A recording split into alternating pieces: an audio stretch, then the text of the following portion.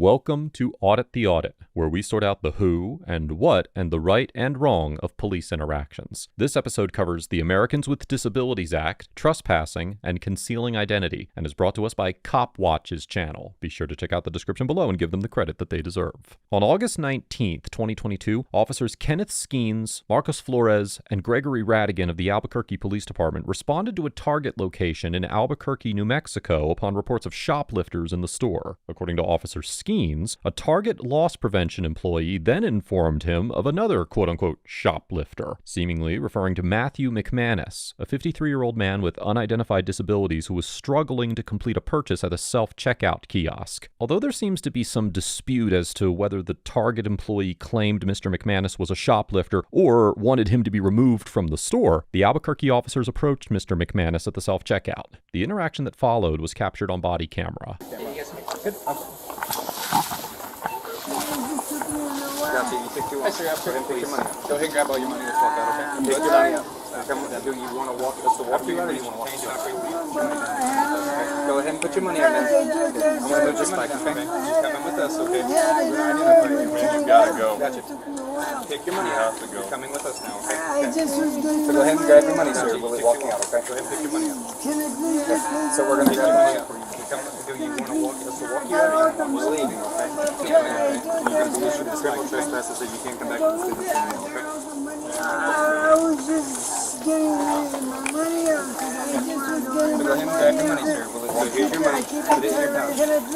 Walk down, okay? And you're going to be identified, okay? And you're not going to issue criminal trespasses. That's okay. Come back and walk down, okay? I'm calling 911. The officers tell Mr. McManus that he is being criminally trespassed from the store because he quote-unquote took too long to make his purchase. Although it is unclear whether Target asked that Mr. McManus be removed from the store, if a Target employee actually did request that the officers trespass him, this action potentially violated Title III of the Americans with Disabilities Act. Title III of the ADA applies to places of public accommodation, which Section 12-181 of Title 42 of the United States Code defines as including bakeries, grocery stores, clothing stores, hardware stores, shopping centers, and other sales and rental establishments. Under Section 12-182 of Title 42 of the United States Code, which is part of Title III, quote, "No individual shall be discriminated against on the basis of disability in the full and equal enjoyment of the goods, services, facilities, privileges, advantages, or accommodations of any place of public accommodation by any person who owns, leases, or operates a place of public accommodation." The statute also states that, quote, "Discrimination includes a failure to make reasonable modifications in policies, practices, or procedures when such modifications are necessary to afford such goods, services, facilities, privileges, advantages, or accommodations to individuals with disabilities, and also includes," now quoting again, "a failure to take such steps as may be necessary to ensure that no individual with a disability is excluded, denied services, segregated, or otherwise treated differently than other individuals because of the absence of auxiliary aids and services." Here, it seems obvious that Target could have easily accommodated Mr. McManus's disability by an employee offering assistance or moving him to a cashier checkout, or by the store simply allowing him the additional time he needed to complete the purchase on his own. It is also possible that a court would find that the Albuquerque officers were required to provide reasonable accommodation to Mr. McManus, although the case law surrounding the issue is complicated and conflicted. Now, while Title III of the ADA applies to private entities operating places of public accommodation, Title II covers public entities. According to Section 12-132 of Title 42 of the U.S. Code, quote, "No qualified individual with a disability shall, by reason of such disability, be excluded from participation in or be denied the benefits of the services, programs, or activities of a public entity, or be subjected to discrimination by any such entity." In interpreting this statute, courts have consistently held that police departments are public entities under Title II, and concluded that at least some law enforcement activities are considered services, programs, or activities for the purposes of the ADA. On the other hand, as the Congressional Research Service noted in its publication The Americans with Disabilities Act and On-the-Street Police Encounters, quote, "While courts agree that Title II applies to at least some law enforcement functions, they disagree on whether the ADA applies to on-the-street police encounters, such as use of force or arrests." Unfortunately, we do not have time to explore the nuances of these complex legal issues in a single ATA episode, but I have included a link to the Congressional Research Service's publication in the description down below, and I would encourage you to check it out if you're interested in learning more on this topic. I was just getting car. I got it. I don't want to lose it. Hey, what?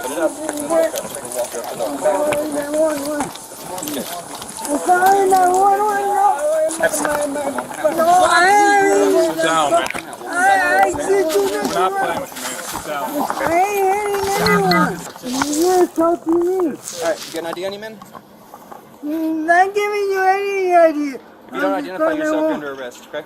You're not police. Yes, we are. We're out here keeping No, this you're quiet. not. You're security. So what's your name, man? None of your business. Alright, then you're under arrest. Go ahead, put your hands behind your back. Refusing to identify yourself, correct? Who you calling, man? You ain't even He's press calling call 911. That's what he said anyway. So yeah, just go ahead and put him in handcuffs, guys. He's refusing to identify himself. yet. Okay, hold on. I was just paying. I was just had Go my ahead, Bryce. stuff locked in my fanny pack. Nice, go ahead, And the security guards came, and I didn't take more time than anyone else. The other ones before me. So now you're going to be charged, okay, with concealing identity, resisting officers, okay? No, And you're going to be trespassed so you can never come back here again, okay? Officer Skeens informs Mr. McManus that he's going to be charged with concealing identity and resisting officers, and that he's being trespassed from the Target store so he can never come back. We will discuss the concealing identity and resisting charges later in this episode, but for now, viewers should note that under Section 30-14-1 of the New Mexico statutes, quote, criminal trespass consists of knowingly entering or remaining upon the unposted lands of another, knowing that such consent to enter or remain is denied or withdrawn by the owner or occupant thereof. As the Court of Appeals of New Mexico explained in the 2002 case of State versus Tower, which was overruled on other grounds in 2014, although shoppers are given authority to enter a store that is open to the public as a place of commerce, quote, there is no question that a private property owner can restrict the use of its property, either to certain persons or to those purposes for which it was dedicated, so long as the restrictions are not discriminatory. Therefore, although there are serious questions as to whether Mr. McManus's exclusion from the property was discriminatory, generally speaking, an individual can be arrested for trespassing in a public store if they enter or refuse to leave after being told that their permission to be in the store has been revoked. However, the statute explicitly states that consent to remain must be withdrawn by the owner or occupant of the property, and Officer Skeens certainly did not have the authority to unilaterally revoke Mr. McManus's invitation to shop at the Target. Now, although there is some question as to whether Target wanted Mr. McManus to be trespassed from the property, it is clear that no employee from Target ever informed Mr. McManus that his permission to be in the store had been withdrawn. Further, according to the jury instructions for the New Mexico trespassing statute, in order to sustain a conviction, a prosecutor must prove that the defendant had, quote, actual subjective knowledge that permission to enter or remain had been withdrawn, rather than proof of what a reasonable person would have understood. Therefore, if Mr. McManus was charged with trespassing for refusing to leave the store, he could also argue that his disability prevented him from knowing and understanding that his permission to shop had been revoked. Stand up. No, that's not right. I was just paying my things. And I didn't know you were police officers. Yes, we told you that already. I didn't see your badge. Okay, well, we told you, right? We identified Security ourselves. guards say they're No, police officers We all the identified time. ourselves as Albuquerque Police. We Let's go had ahead a and get reason him to talk to you. stood up and search. The reason to talk to you was they didn't want you in there no man. more, okay? So we have the reason. We asked you your name. You didn't give us your name. That's What was concealed the identity. reason? They didn't want you there, and they have that right as the business not to want you there anymore. We're gonna help you stand up. We're gonna put you in that patrol unit over there, okay? Sound good? No, it don't sound Well, that's what's gonna happen. good. 911, help me, please. No one's on the phone, man. I didn't see their badge. I didn't know they're police officers. Everything's on camera, just so you know. You became very resistant in the store, and out No, here. I didn't. We asked you your name. I'm done explaining to you. That's fine. You're under arrest. You're under arrest, okay? That's not changing now. For what? Concealing identity, resisting officers, okay? I didn't know you were police officers. How can I told you. conceal? That's your own fault. You didn't listen, okay? I can't help you with that. You don't want to listen.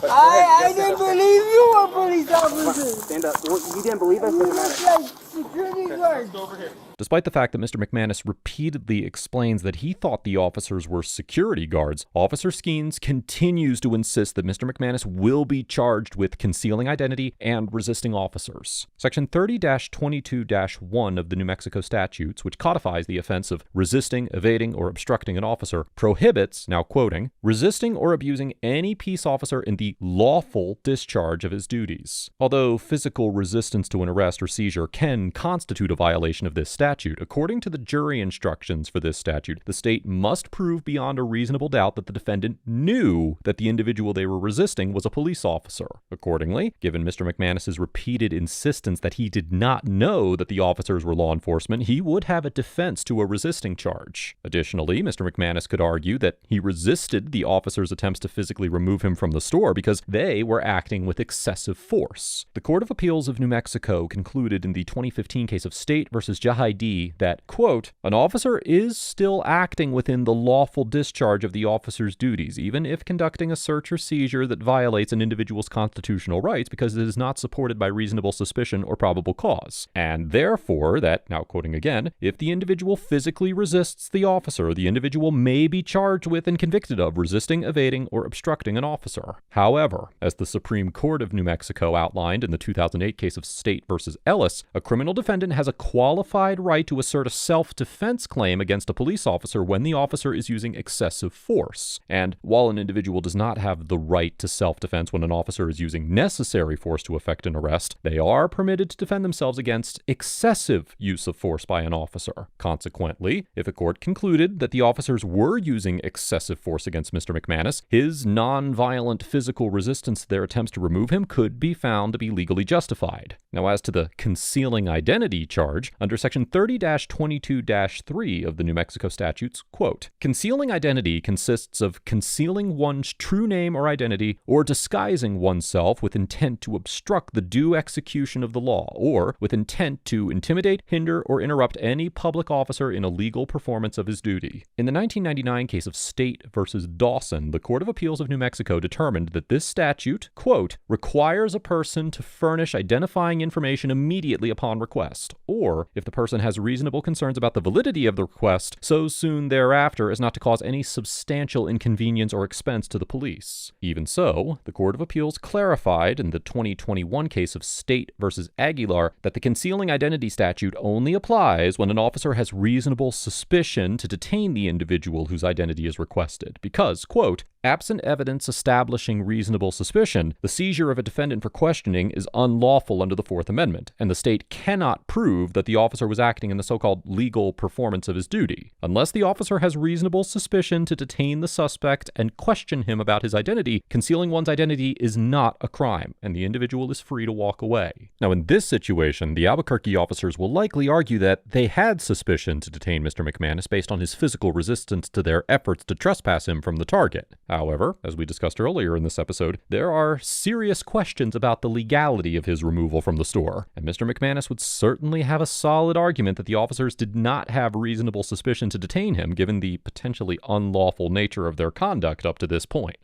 Don't resist anymore. Stop. Just walk, man. No. Just walk. No. I didn't do nothing. I was just about to pay my money in the automated system. I was putting my money in and I didn't do nothing. We told you what's going on. Stop. I didn't I'm know done that. with you. You Stop. didn't explain it. Separate your feet. We told you who we were. I got security guards tell me they were police. Well, then, before. sorry those security guards told you that, but they... We are actual law Yeah. enforcement officers. What's your name? Tell me your name. You gonna Separate your tell me anything, man? Not till I get a lawyer. Well, that sucks to suck, man. No, I have the right to remain silent. Not when it comes to your name. No, that's You do, but that's why now you're going to jail for concealing identity. So Matthew, here's what you're under arrest for, okay? Concealing identity and resisting evading obstructing officers, okay? Don't catch a felony charge by hitting me or anything. Step in. Just make it easy, man. Don't make it worse. All I was doing it was paying for my things. Yeah, it was explained to you And many you times, had to man. cut off one of my fanny packs, you know. You saw how hard it is to get my money out. And I was trying to get my money out, and I got it all out. And then you came and I thought you were a security guard. After the arrest, Mr. McManus was taken to the hospital to be assessed for unidentified medical complaints. He was released and issued a criminal summons for charges of concealing identity and resisting, evading, or obstructing an officer. Court records show that the charges against Mr. McManus were dismissed on October 19, 2022, after he was found not to be competent to stand trial. On February 3, 2023, the Albuquerque Police Department fired Officer Skeens based on his actions against Mr. McManus, as the department concluded that there was no reason to arrest him, as well as his role in the shooting death of 27-year-old Keyshawn Thomas a little more than a week after the encounter featured in this episode, during which the APD found that Officer Skeens violated department policies. Notably, Officer Flores was also involved in Mr. Thomas's death, and in May of 2023, both officers were named in a wrongful death lawsuit. Former Officer Skeens' attorney, John D'Amato, has stated that he's appealing his termination from the APD. In support of the appeal, Mr. D'Amato claimed that Mr. McManus' arrest was the result of a misunderstanding between the officers and a target loss prevention associate that led the officers to believe that the store wanted Mr. McManus removed. As of the date of writing this episode, no updates on the status of this appeal have been publicly released. On July 13, 2023, New Mexico Attorney General Raul Torres announced that his office had filed criminal charges against Officer Skeens stemming from his, now quoting, unlawful arrest of Mr. McManus. Former Officer Skeens was charged with false imprisonment and battery for his conduct against Mr. McManus, and perjury and making a false report for allegedly making a false statement under oath related to the arrest and making a false report to other law enforcement staff. In a press release regarding the charges, Attorney General Torres stated that, quote, rather than acting as a professional public servant and a guardian of vulnerable members of this community, Mr. Skeens engaged in abusive and unlawful behavior that undermined public safety and violated his oath as a peace officer in the state of New Mexico. Attorney General Torres also argued that Mr. McManus, quote, clearly hadn't committed a crime, and that, now quoting again, in the absence of criminal activity, there was simply no justification for the officer to engage with him in the way that he did and to escalate the situation in the way that he did. The New Mexico Attorney General does not intend to pursue charges against Officers Flores and Radigan, as Officer Skeens was the one in control of the situation. Former Officer Skeens has pleaded not guilty to all 4 counts, and as of the date of writing this episode, the charges against him are still pending. Overall, the Albuquerque police officers get an F for physically removing a man with disabilities from a store for taking quote-unquote too long to complete a transaction, failing to exercise common sense and discretion by pursuing criminal charges against a man with clear mental limitations, and demonstrating an appalling lack of empathy throughout the encounter. Instead of simply offering to assist Mr. McManus or allowing him to take the time he needed to complete the transaction, the Albuquerque officers chose to forcibly remove him and arrest him without showing any concern or consideration for his disability, and repeatedly blamed him for his confusion about the situation.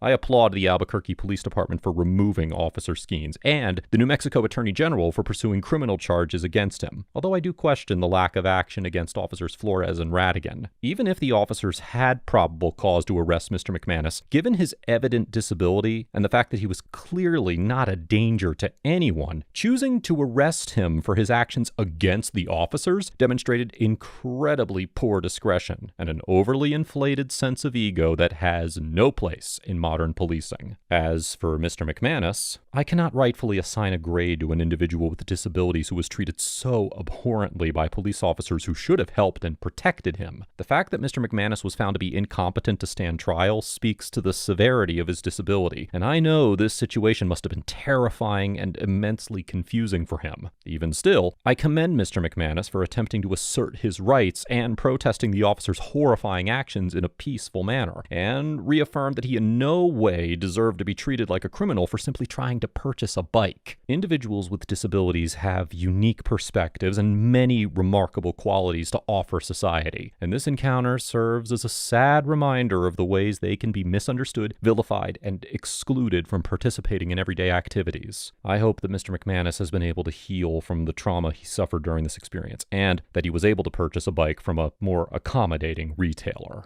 Let us know if there is an interaction or legal topic that you would like us to discuss in the comments below. Thank you for watching, and don't forget to check out my second channel for even more police interaction content.